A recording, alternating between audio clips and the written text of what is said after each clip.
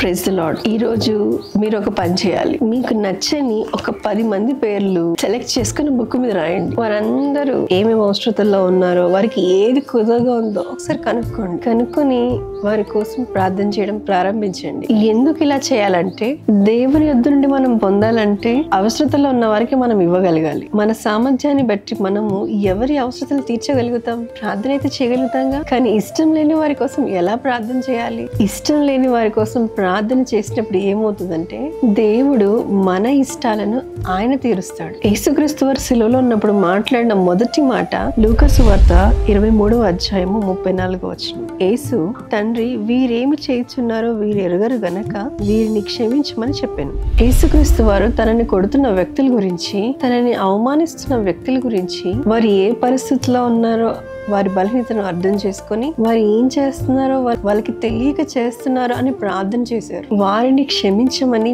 వాళ్ళ తరపున తండ్రిని వేడుకుంటున్నారు. ఇలా చేయబట్టే మరణాన్ని కూడా జయించే సామర్థ్యము ఆయన కలిగి ఉన్నాడు. మన అవసరాల గురించి మనం ఆలోచిస్తాం గాని దేవుని చిత్తం ఏంటో చాలా సార్లు గ్రహించలేము. దేవుని చిత్తము మన శత్రువులను క్షమించడం, వారి కోసం ప్రార్థన చేయడం, పాపులను సైతము నీతిమంతులుగా మార్చడము ఆయన చిత్తము. ఆయన భూమి మీదకి వచ్చింది పాపులను రక్షించడానికి. ఆ చిత్తంలో మనం కూడా ఒక భాగం అయితే మనకు కావాల్సినవన్నీ ఆయన చూసుకుంటారు. ఎప్పుడైనా అవసరాలు ఉంటే మీ శత్రువు అవసరం ఏంటో కనుక్కోండి. అడుగు వాటికంటే, ఊహించే వాటికంటే అత్యధికంగా దేవుడు మీకు దయచేయనుగాక. Amen. God bless you all. Praise the lord.